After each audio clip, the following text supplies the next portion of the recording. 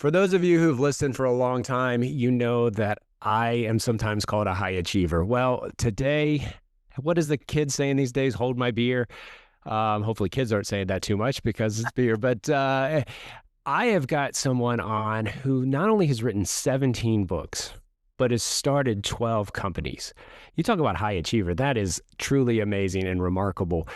But here's the thing. The conversation isn't going to be about what was built or how that happened. The conversation is going to be what happens when something gets taken away from you and you have a fight for your life. You have to rebuild. You have to self-lead yourself to keep going. Well, today I'm bringing Holly Porter onto the show, and she has a credible story. I was overwhelmed the first time I heard it and encouraged, and I hope everyone listening will be as well. So Holly, welcome to the show. Why don't you give people a little introduction to yourself, and then we'll get into your story and your amazing comeback. Yeah. Well, thanks, Bobby, for having me. Well, hopefully, sometimes I always just think my goal is to touch one person's heart some way and somehow that they can make some change or lead a different way. Um, I mean, I've had a lot of startup companies, and I don't know, maybe that was just the stupid part of life. But I usually had three or four at a time. So it wasn't like I just jumped ship and ran and did another one. I've had several for 20 or more years. So um, I like innovation. I like early adapting. I like doing things the hard way. Most of the time, I have to learn my number seems to be three of redos, and making the same mistake three times before I figure it out. So smart people learn from other people's mistakes. Don't go make them yourself. And during COVID, we all suffered. I definitely wasn't alone in that. The whole world suffered. In fact, I can't think of anything that the whole world didn't suffer at the same time other than that.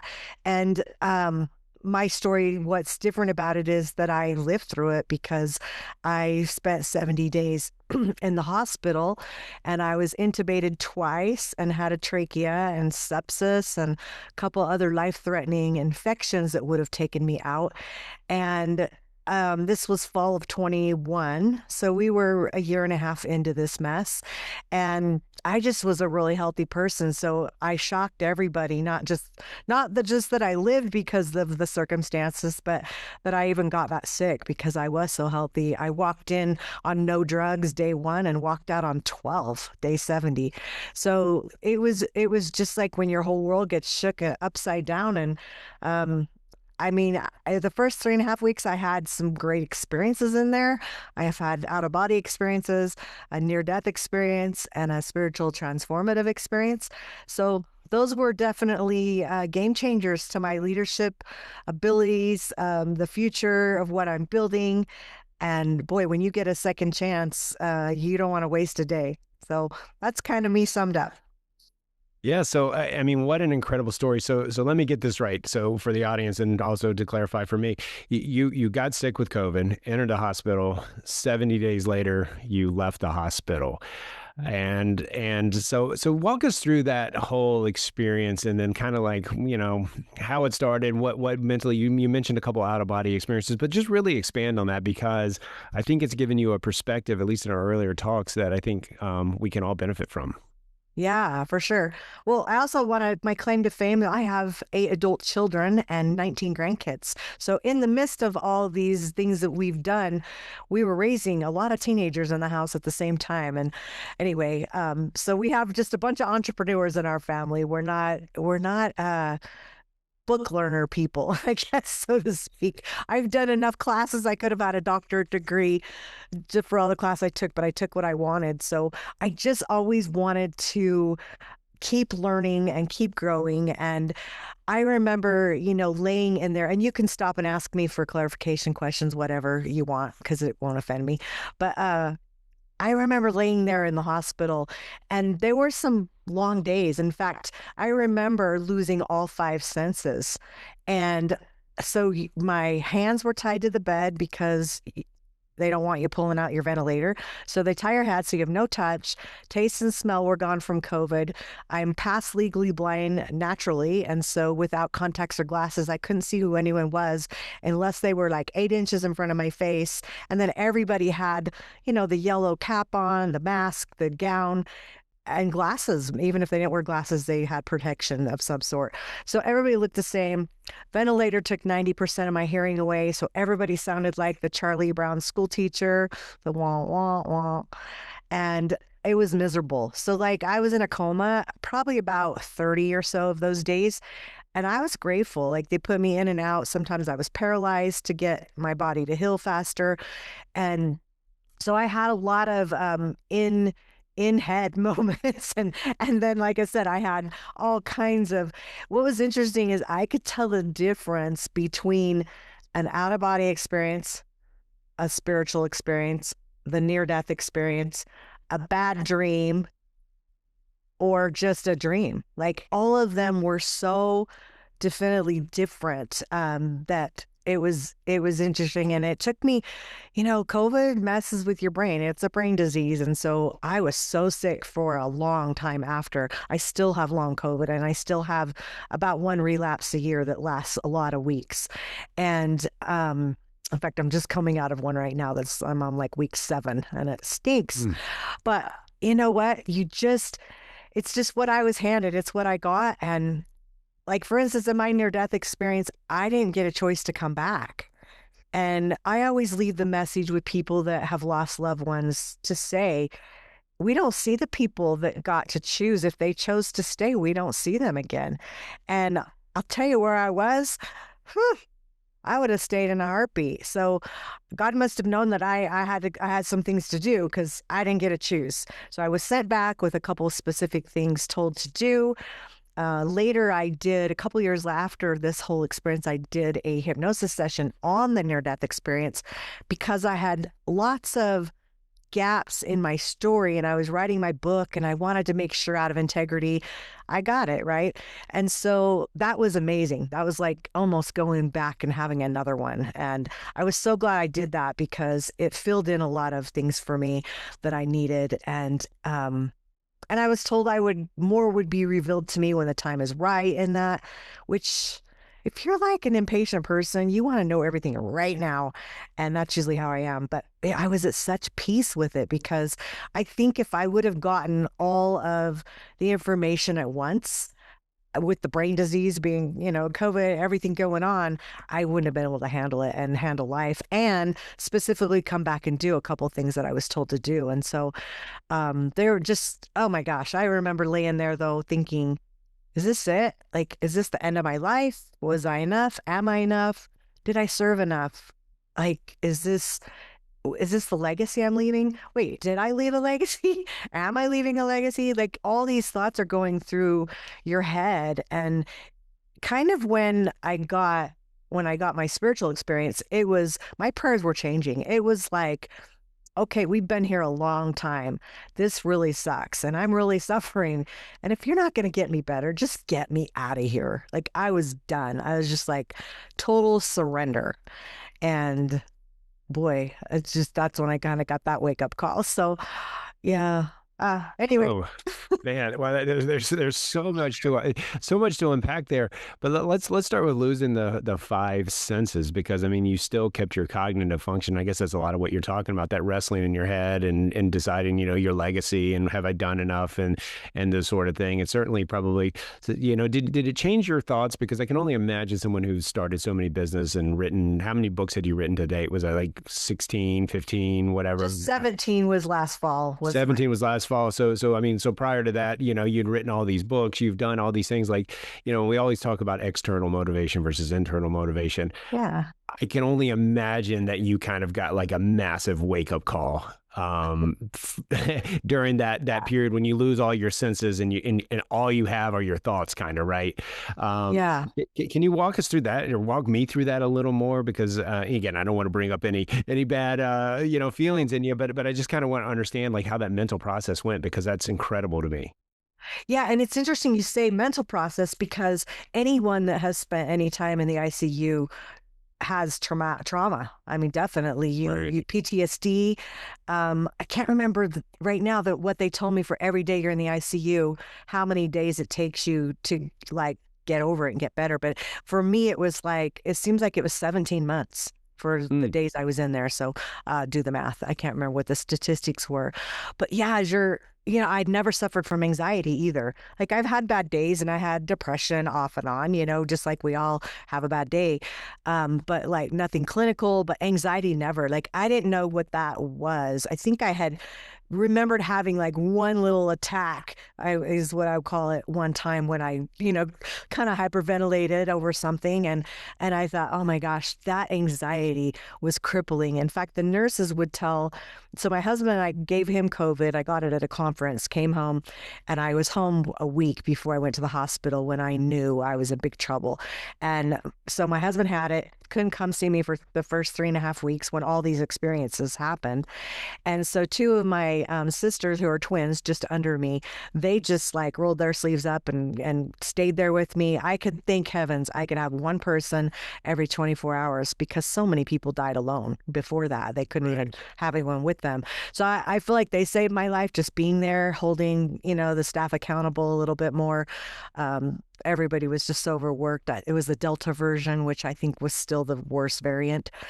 Anyway, they would be in there and the nurses would say, are you sure she wasn't on any anxiety medicine before? And they're like, she was on nothing. Like, she's really healthy. And they're like, well, she's really bad with anxiety. I just thought, let me take your oxygen away and let's see how you react. Yeah, no, Seriously? I can't even imagine. So no anxiety. So what kind of anxiety were you feeling? Was it about the future? Was it about not getting better? Did you have an awareness of it, or was it just an overwhelm? Oh, I couldn't breathe. Like I literally was fighting for my breath. It felt like an elephant was sitting on my chest. Like it was, so they had me for about 4 days, by the way, I had no baseline medical records at that hospital at all, zero.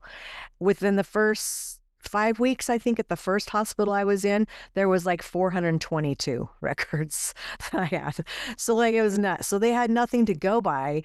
And yeah, it was just feeling that overwhelmed, like you can't breathe, you can't communicate. 4 days later, in the hospital, they intubated me for the first time, but you can't talk. And so they brought this alphabet in. So that was overwhelming because I didn't have any, and I couldn't even hardly lift my hand. I mean, it was like huge. I always wanted to know where my phone was, always. And I always wanted to know where my glasses were. Well, yeah, because I couldn't freaking see anybody. Like I wanted to see if I was awake, I wanted to know, I wanted to see people. So they said you were like obsessed with that stuff. But this alphabet they'd bring to you, you'd point to the letters to spell out what you wanted. And I remember my sister saying sometimes it would take a couple hours to figure out like the word I was saying or what I was saying. And I'd get so frustrated because it was exhausting. I had no energy. I couldn't hardly even lift my hand, let alone, point at an alphabet that I couldn't see anyway. I mean, it was just like, yeah, just to describe that I never want to feel like that again. It was just, I know people that suffer from anxiety. I sympathize with them so much now because I would never want to go through that again. Yeah, I mean, that empathy that you learned there is probably valuable for what you deal with other people in the future. But when you were doing all this, did you have any concept of time? Like, when you were talking about pointing out the alphabet, was that in your mind, like you were doing it in real time as you would probably today? Or like how was that whole thing? And I know Okay. we're taking this conversation a lot of weird ways. So No, this is a funny question. This is a really, not funny question. This is a really good question because it just reminded me of something when you asked that. So I had been in there a whole month. I lost of time. When they asked me what month I thought it was, a whole month had gone by. In fact, I had a magazine that I had at the printers that was, one of my businesses.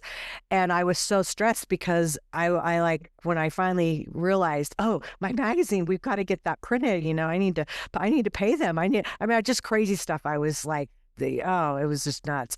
But I remember them saying it had been 30 days. And I had no idea, like wow. 30 days in a hospital. And I was like, Didn't even know. I guess in a way that's kind of a blessing, right? Because you did it, you thought it was a moment, and it was a long moment, and it probably took you out. I mean, I can't even fathom what that's like. And the thought that keeps coming up. I mean, we started before we started taping this. You asked me how I was doing, and I said I'm doing well, but like things are crumbling around me, like little crumbs, just little pebbles in my shoe, kind of thing today, and wow, that just, I mean, you think about like how that can derail your day, but then you're in a hospital, you've got all these businesses, you've got this family, you've got people that you take care of, and it's all taken away from you. And you get the added bonus, if you will, of losing all your senses.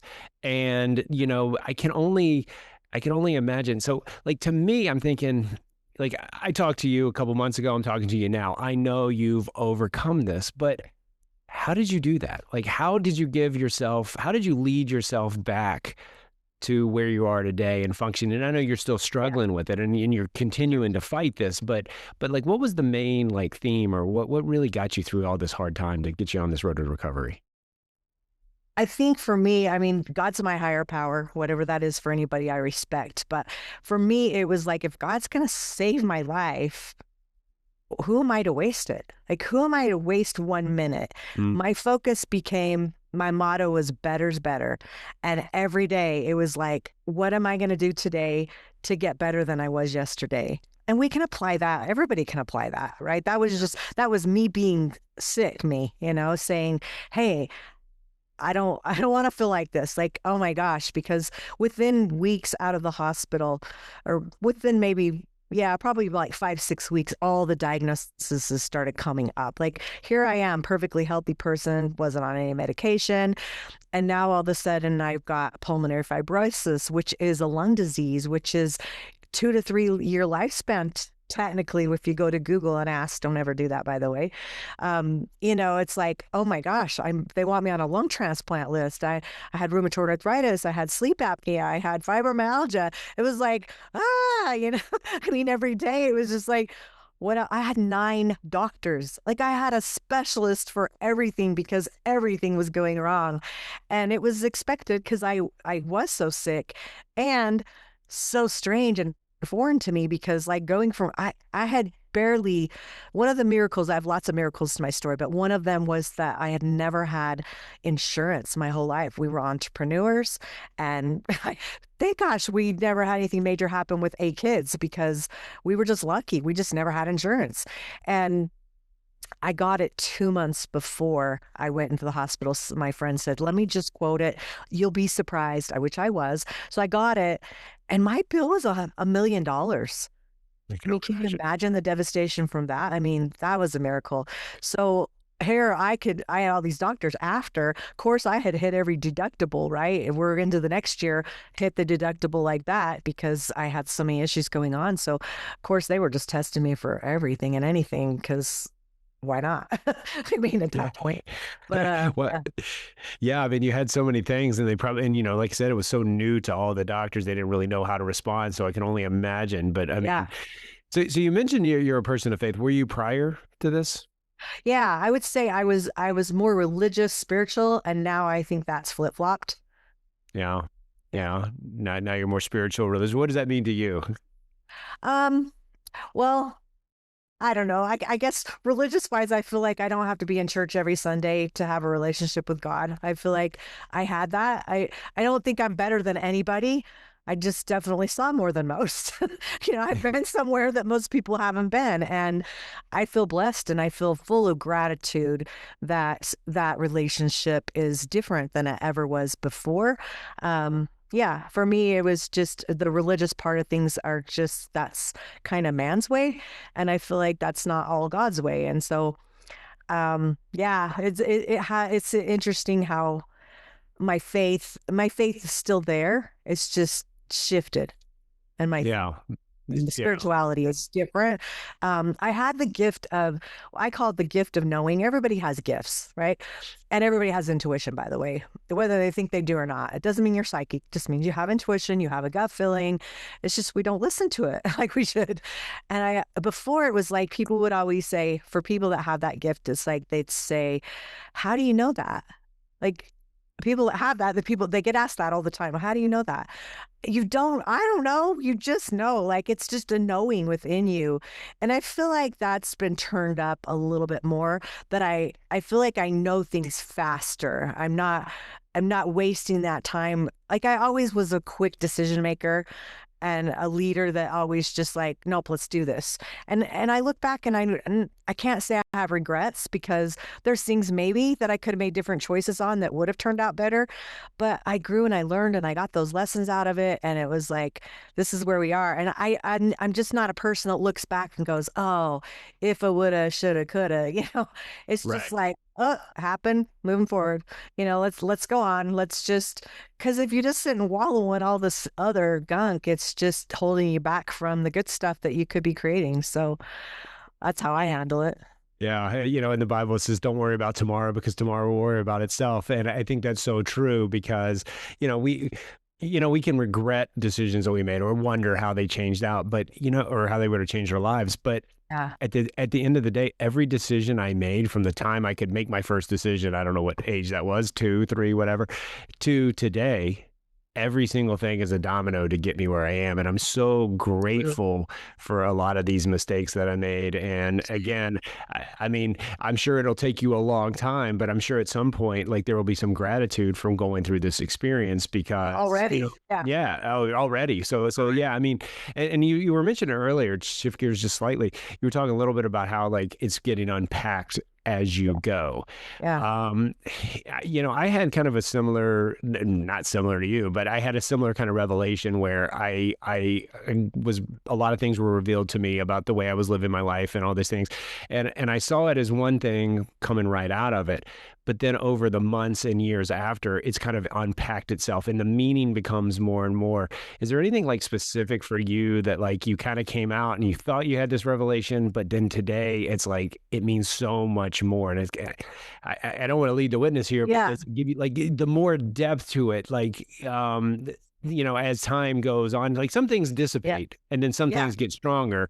But that's a real long-winded question, so I probably confused you more than. No, no, no, not at all. I got a great answer. I think a great answer. I think. So one of the things I was told in my near-death experience was I had the day I found out I had COVID, I pitched a company of like 9 people on a Zoom. I was so sick. I tested that day and found out, and I'd been sick for a couple of days, but I just thought I had the flu.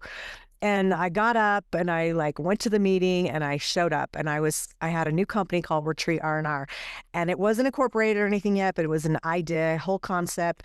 Basically, to sum it up, the beginning stages of it was like an Airbnb but for retreats. So a booking and hosting site for retreats. By the way, spent 4 years. It's still not done, in development. It's still very needed, but it was like there wasn't anything like it. And I was like so excited to have this tech company. I hadn't started a tech company. Well, they had a billionaire backer. So I wanted to partner with them because I'm thinking slam dunk. I don't have to go raise the money. Like, we're going to partner on this. This will be awesome. So I was so excited. Literally in my near death experience, that was one of the things I was told, not to partner with them, that it needed to be mine. It wasn't for the highest and best good, and to not do it.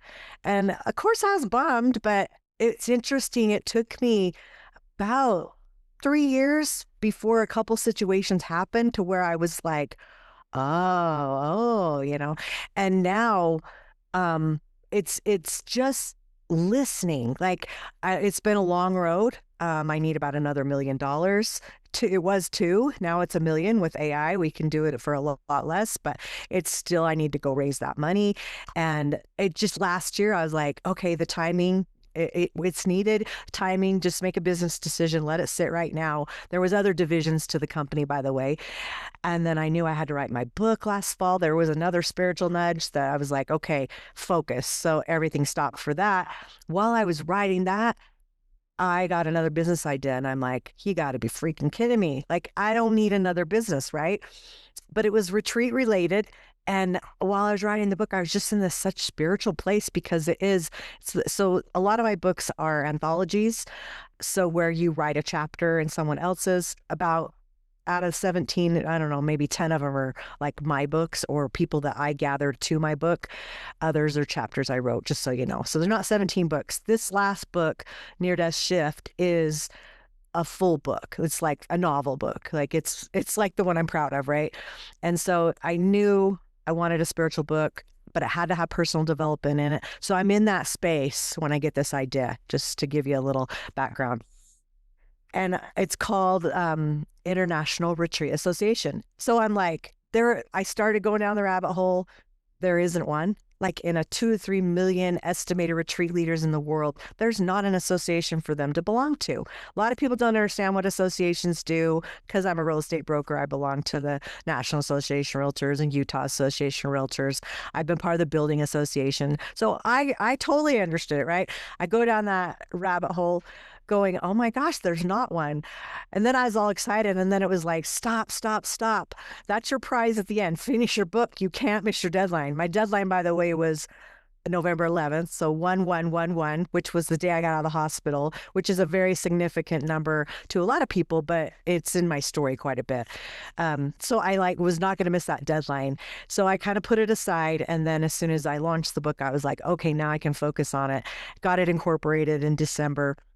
And now we're going. And it's like the interest level is off the charts. People are so excited about it. And it's just like when you get a nudge to do something, don't sit on it. Like how many people does God give ideas to? I mean, how many times does everyone can probably think of a time they thought of something and then they didn't do anything about it.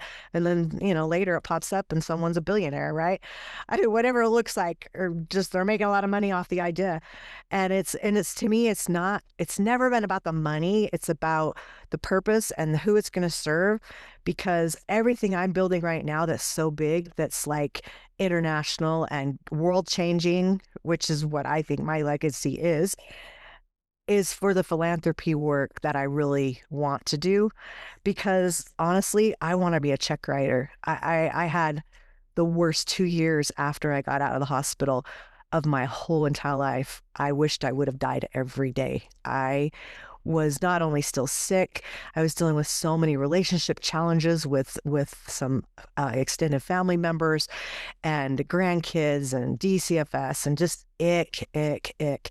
And I thought, why did I get saved to go through this? Like, what is it?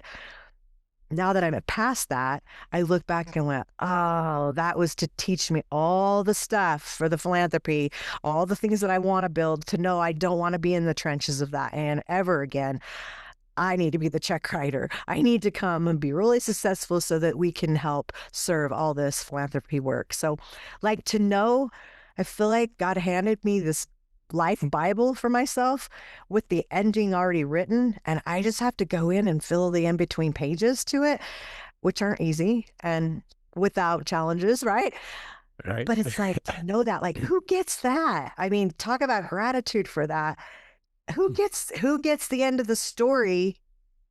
And you just have to figure out everything in between. I mean, not that it's easy, but I think No, that is such a cool like outcome of all this. And after all the hardship you've got, and I want to touch on that when you say you said God gave you the idea of this new venture, and I heard one time that God doesn't give you an idea He doesn't want you to act on. And what you said was so true. So many people won't act, and as a coach, as a leadership person, we all stress action. You can think about something all day long and get nowhere. But if you work on it for 5 minutes, you're 5 minutes further than you were, right? And I think it's really cool too that you're writing this book, and that's overwhelming. And I know how much time and effort that takes to do that. I mean, I had the similar thing myself with I'm writing my second book, and I got an idea for a whole new concept. But that new concept, I mean, I basically I remember one day in church, I was just praying. I was like, which one of these two do you want me to do? And the answer was both, but the second one, it was like, do it differently, right? And so it took away the pressure. Now, I haven't really done much on the second book. I wrote half of it, didn't have a touch it because of podcasting or whatever, but that's not the point. The point is like, when you go do action, you're going to get revealed what the next step is.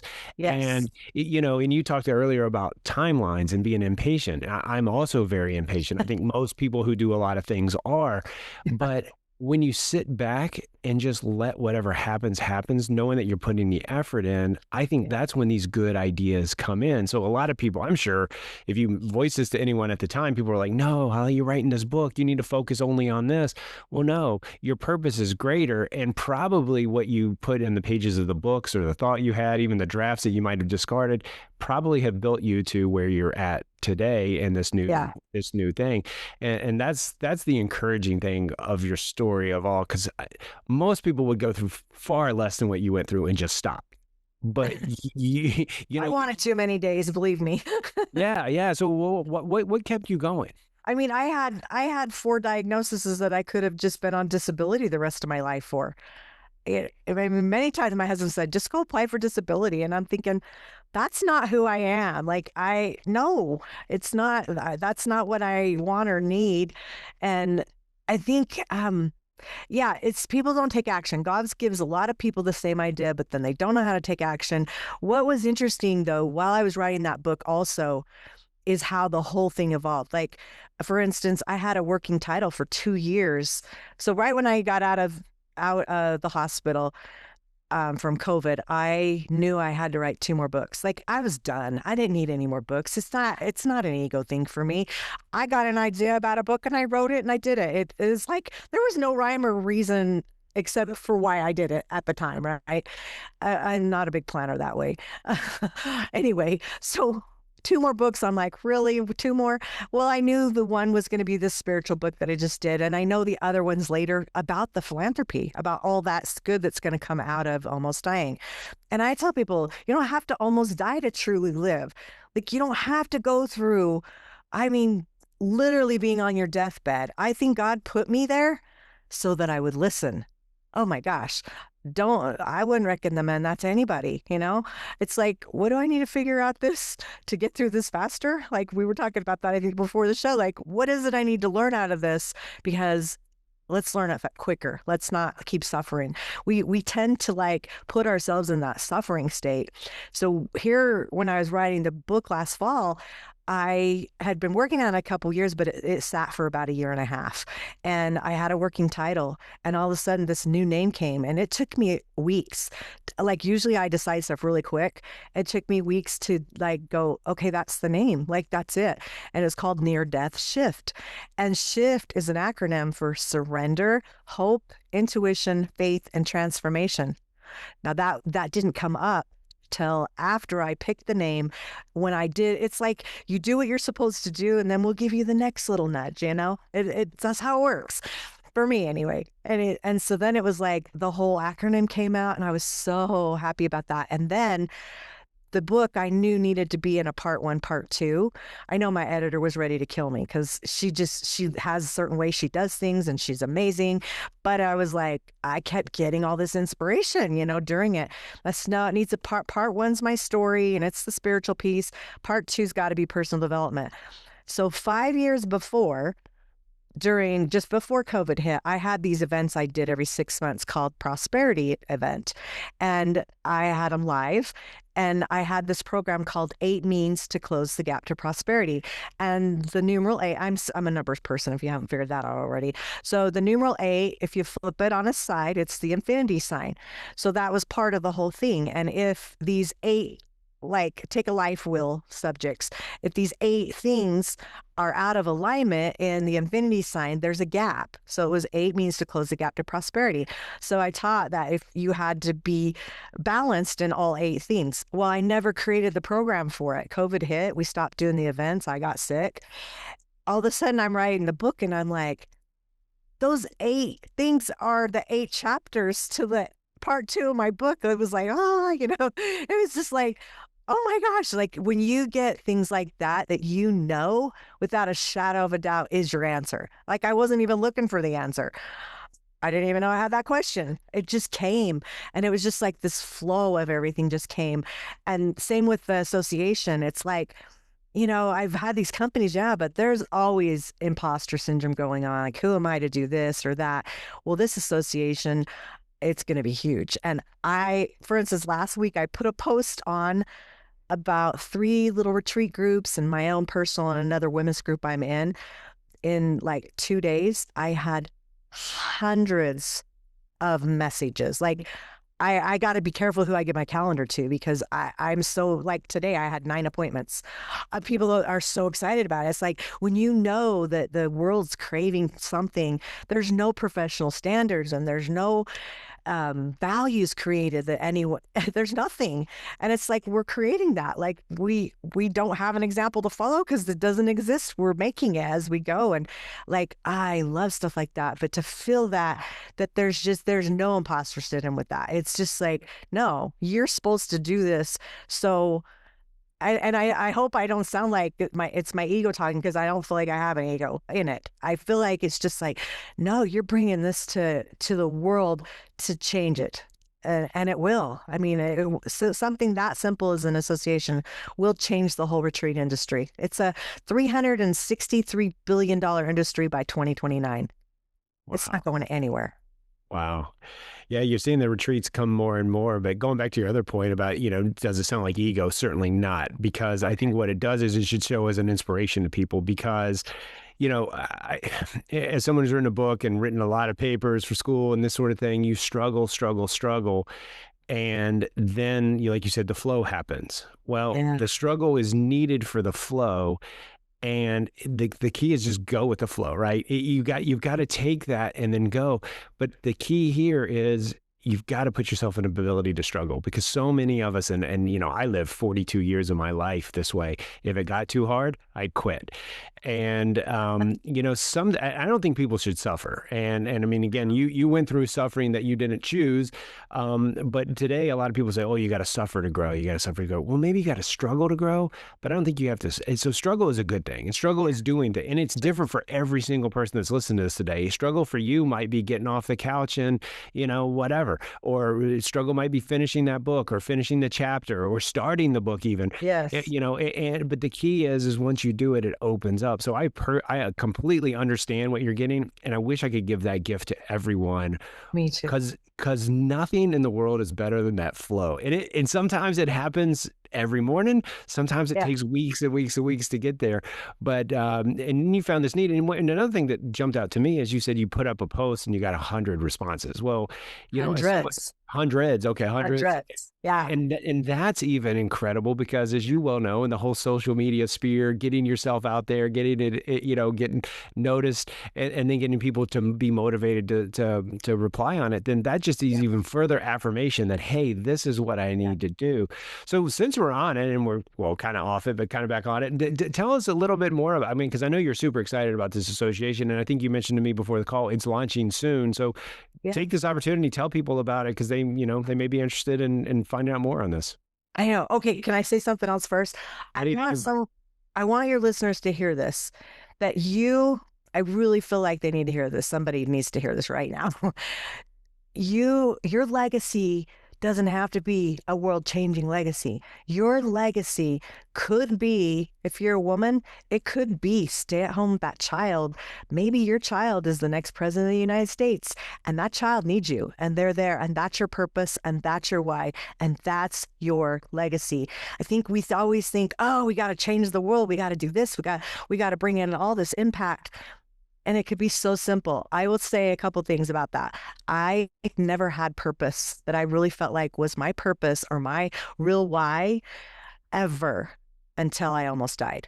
So I'm in my 50s. I didn't get that. And so the other thing I never had in my whole life until last year, people, peace. I never felt true peace. And so if you're struggling with that, just know that you're not alone, and don't make it hard. We make it hard. It can be simple. Okay, sorry. Get off my soapbox. No, don't be sorry about that because that message is so cool and you said it so eloquently because a lot of the hardship that we do, we create ourselves. And you're right, to try to change the world is difficult. In yoga, they say change yourself, change your neighborhood, then change the world. Well, so many of us need to change ourselves. And what you said is you didn't have a purpose. I didn't for a long time either. And, I'm 47 now. It took me a long time. I probably got my purpose about a year ago, my true purpose, my true North Star. Mm. And you're right, that peace does come. Does it make things easier every day? No. Mhm. But like, so yeah, I'm with you on that. So before you get into the association, I mean, I want to second how beautiful that was and how much I hope every single person goes and finds it. But start small and start simple, because sometimes the simplest thing is the answer.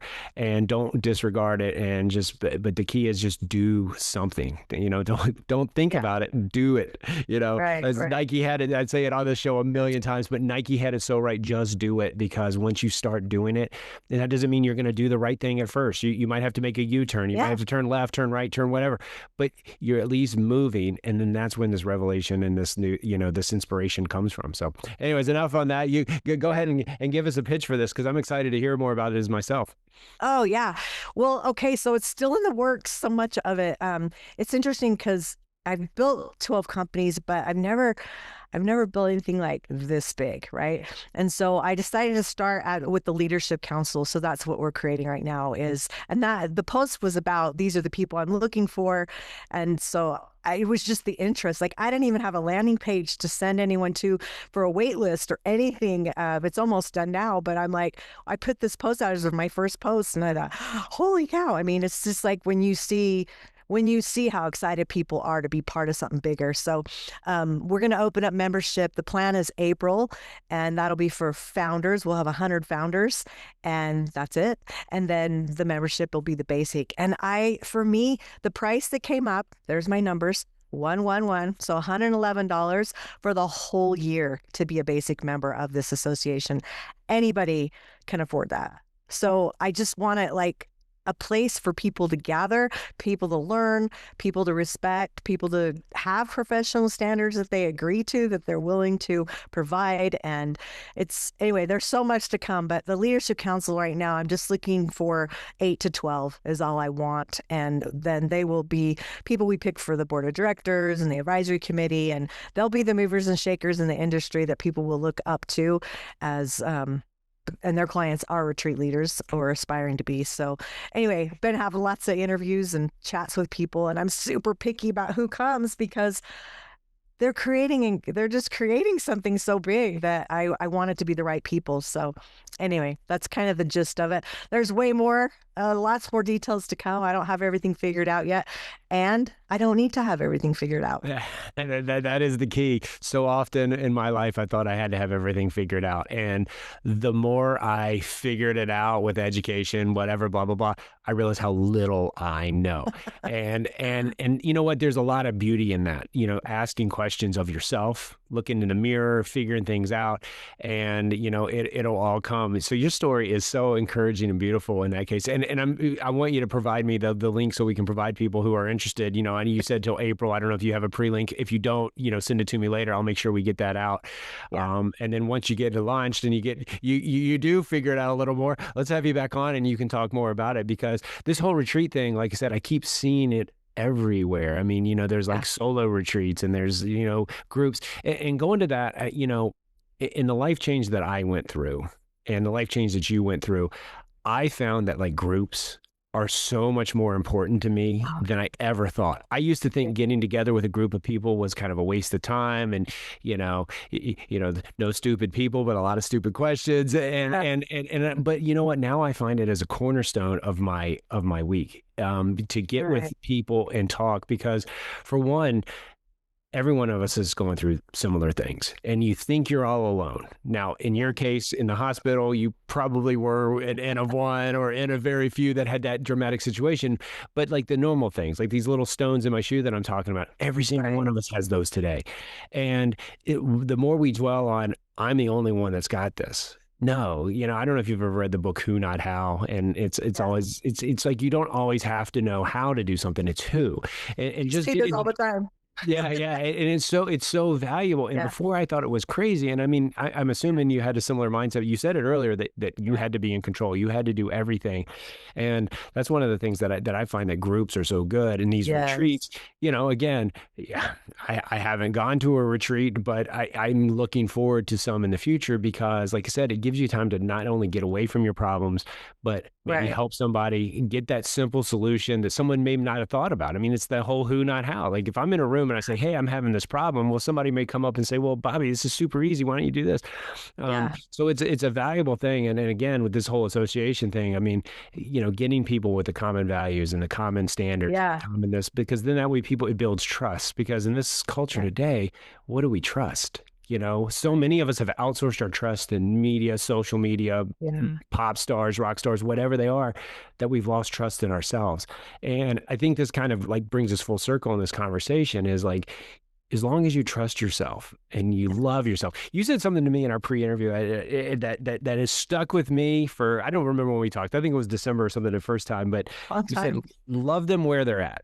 So, Yeah. but I kind of took that a different way for myself. Love yourself where you're at as well. Be- Yes. Yes. because we're 100%. all at wherever we're at, and you can't control the past and you cannot control the future, but you can control yourself at this very moment. So love yourself. And I know that probably sounds very difficult to a lot of people that are listening to this right now, because it certainly did for me a long time ago. But every morning now I write, "I love you, Bobby." And I know that sounds kind of weak and cliche or whatever, but I tell you what, if you write it, you invite it. That's what Tony Robbins says, and I firmly believe in that. Yep. Because when you love yourself and you love others and you love them where they're at, everything's possible. And Holly, you give us that story better than most, because I hate it that you went through it, but I also love it that you went through it because I got to run into you. You've got this beautiful story and you've written this book and you've done all these things. So I'm going to now just turn it over to you, wrap up the conversation, give everyone what else they want. But before I do, I just want to thank you so much for coming on and being part of my life. You're a Thanks. beautiful person and I've learned a great deal from you. So thank you. Thanks, Bobby, for having me. A couple things. So I'll give you a Linktree link, and that if you have that, or if anyone has access to that, it has all my socials on there, email, website, everything's on there, and I'll update the association on there as well, how people can play. So yeah, I would love that if we just share that one link, and then as everything just unfolds, it'll all be on there. Neardeathshift.com if you want to know more about the book, that has its own little page. And there's something else. Thanks for bringing up the love and where they're at. Oh, if somebody is interested in, people are fascinated with the near death stories, just go to YouTube and Google my name, Holly Porter. There's lots of them. I've been on there that are just about the near death. That's like a whole show in itself. And there's some crazy experiences all over the place. So anyway, if you want some entertainment, yeah, go there and you can hear more about that. But thanks so much for having me. I appreciate you. Oh, it has been my pleasure, and I look forward to watching where this goes and where this vision takes you. So yeah, beautiful story, and I'm glad I got to be a part of it for a short time. And for all those who's listening, thank you so much. Please go to Holly's links, find out more, and just believe in yourself, love yourself. Until next time, I'm Bobby. We'll talk soon.